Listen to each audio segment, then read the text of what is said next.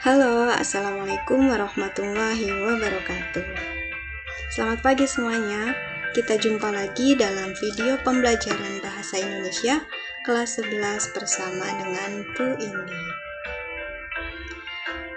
Baik, sebelum kita memulai video pembelajaran pada pagi hari ini, mari kita berdoa terlebih dahulu agar apa yang kita harapkan dalam pembelajaran kali ini dapat berjalan dengan lancar. Baik, berdoa dipersilahkan.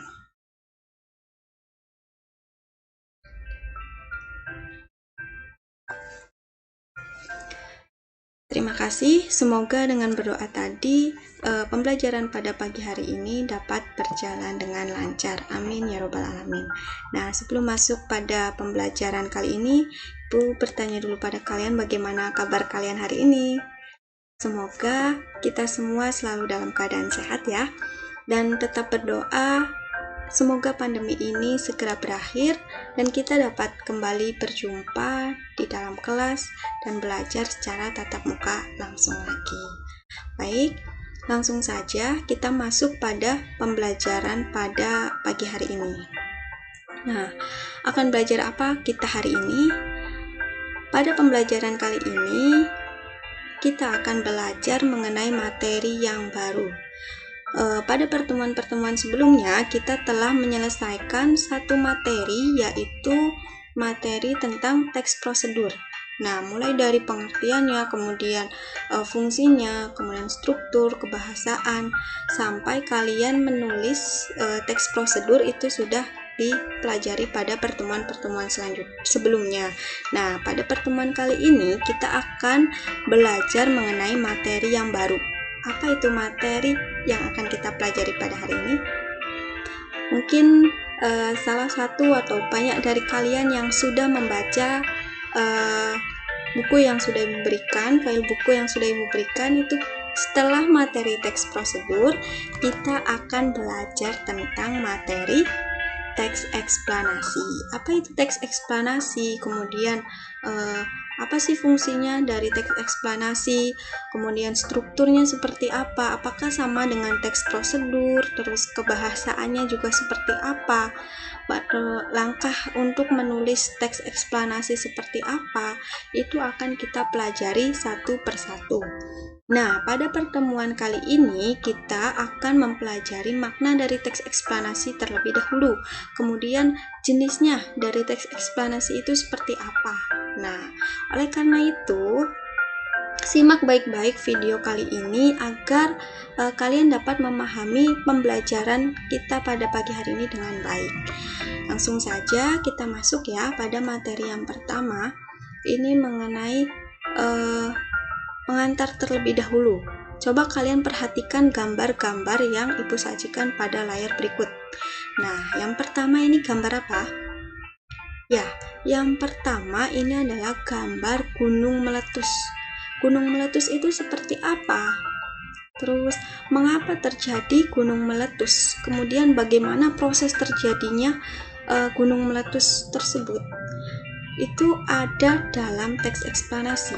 Nah, yang kedua ini juga sama. Ini merupakan suatu fenomena. Fenomenanya apa? Fenomena gerhana matahari. Gerhana matahari itu apa? Kemudian mengapa sih terjadi gerhana matahari?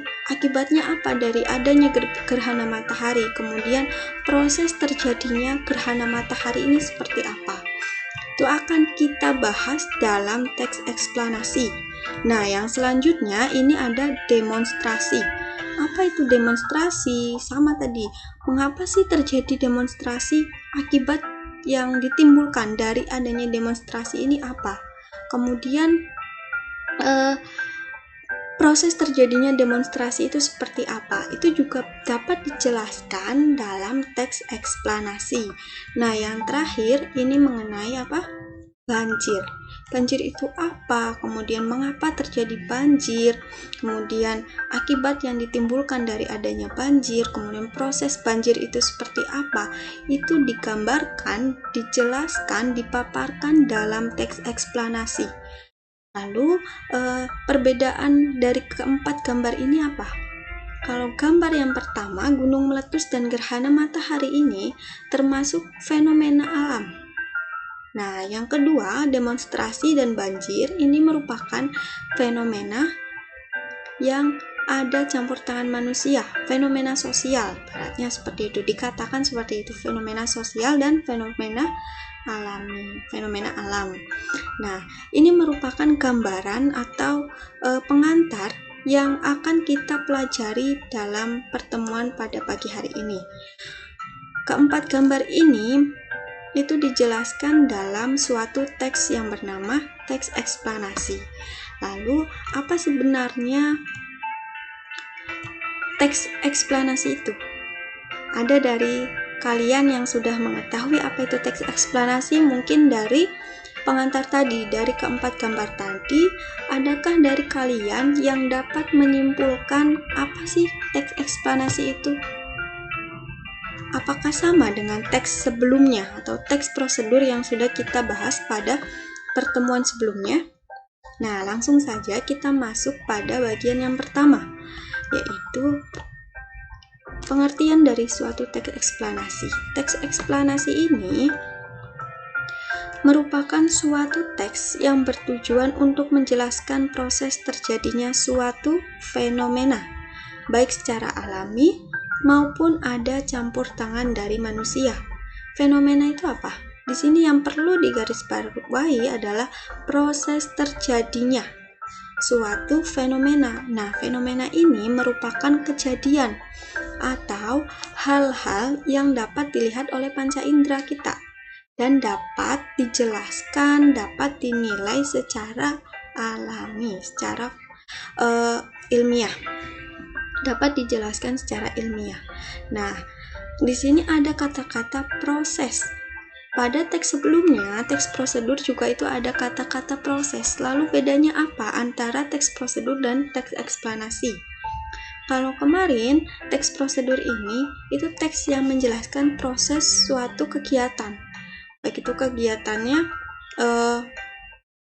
yang berdasarkan alat dan penggunaan alat, kemudian bisa juga dengan kebiasaan sehari-hari, itu ada kegiatan, proses kegiatan kalau dalam teks prosedur. Kemudian kalau teks eksplanasi ini proses terjadinya, itu yang membedakan. Kalau prosedur proses kegiatan, kalau eksplanasi ini proses terjadinya suatu fenomena, baik secara alami maupun campur tangan manusia. Nah, proses yang secara alami itu contohnya apa?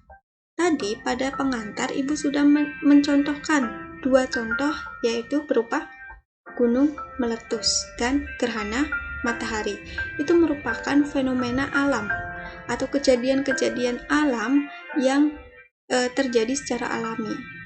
Kemudian kalau banjir, terus demonstrasi, itu jelas ada campur tangan manusia. Artinya, tidak hanya seperti banjir, itu tidak fenomena alam yang terdapat campur tangan manusianya, yang diakibatkan oleh manusia. Seperti itu. Jelas ya sampai sini untuk pengertian dari suatu teks eksplanasi.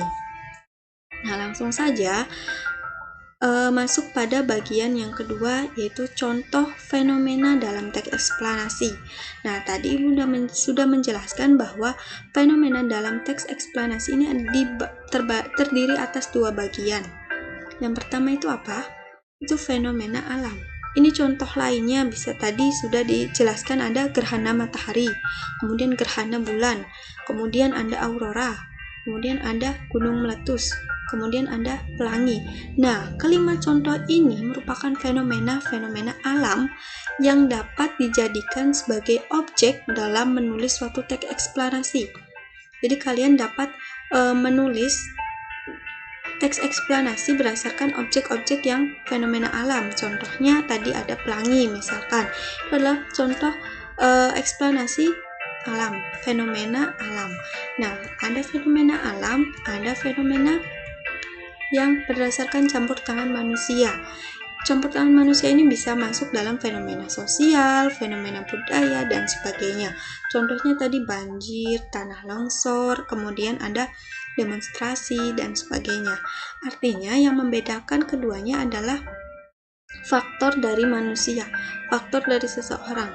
Kalau fenomena alam itu jelas hanya diakibatkan oleh alam saja, sedangkan fenomena sosial, fenomena budaya itu ada campur tangan dari manusianya.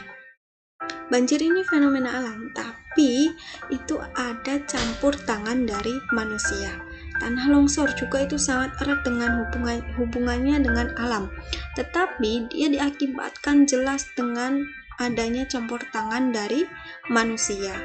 Nah, ini contoh-contoh ini dari contoh yang fenomena alam nomor 1 dan contoh fenomena sosial nomor 2 ini dapat dijadikan sebagai objek dalam membuat teks eksplanasi. Nah, selanjutnya yang menjadikan ciri umumnya dari suatu teks eksplanasi itu yang pertama ada pernyataan umum dari suatu fenomena.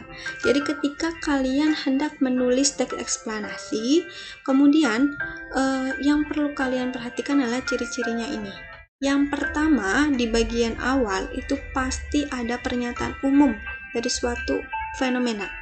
Misalkan kalian mengambil objeknya itu adalah pelangi, itu kalian pernyataan umumnya diisi dengan pelangi merupakan dan sebagainya, itu adalah sifat pelangi yang masih bersifat umum dari fenomena pelangi tersebut. Kemudian ada urutan sebab akibat tadi. Suatu teks eksplanasi itu berisi tentang mengapa sih fenomena itu terjadi, apa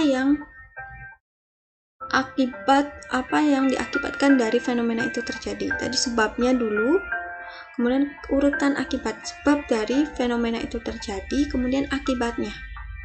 Misal gunung meletus itu sebabnya apa? Kemudian akibatnya yang ditimbulkan dari gunung meletus itu apa? Terdampaknya masyarakat yang tinggal di kaki pegunungan misalkan. Kemudian proses terjadinya, bagaimana proses terjadinya. Jadi penulisannya itu yang pertama pasti pernyataan umum terlebih dahulu, kemudian itu disebutkan sebabnya, sebab dari fenomena itu terjadi, akibatnya apa, kemudian bagaimana prosesnya.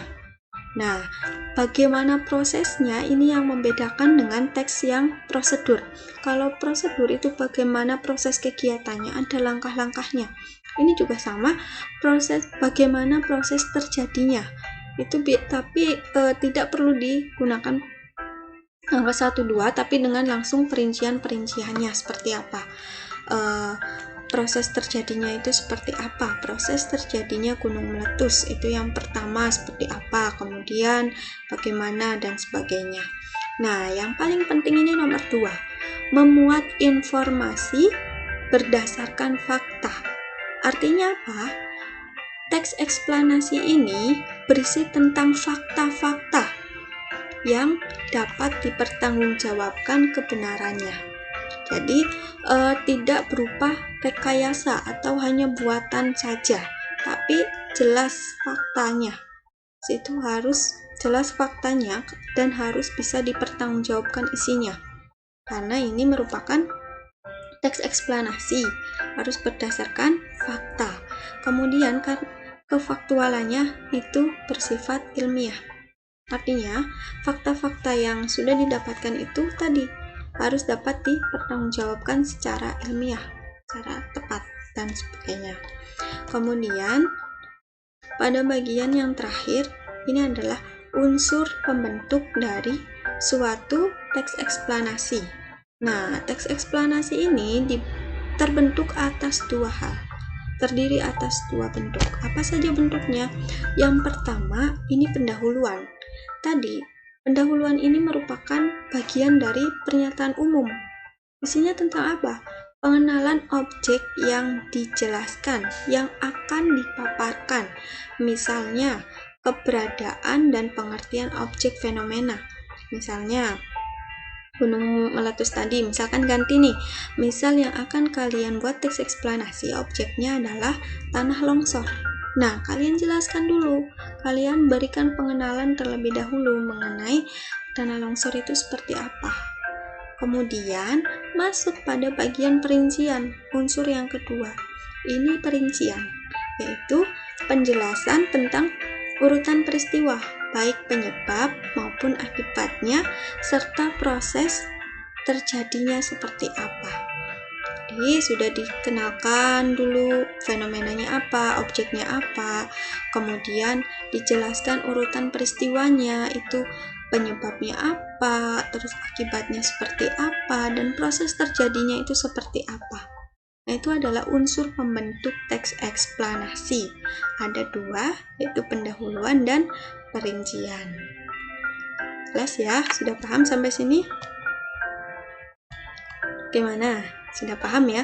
Untuk materi kali ini kita bahas cukup sampai di sini, bahwa kalian mengenal terlebih dahulu apa itu teks eksplanasi, kemudian fenomena-fenomena apa saja yang ada dalam teks eksplanasi, kemudian ciri umumnya seperti apa, dan unsur pembentuknya juga seperti apa.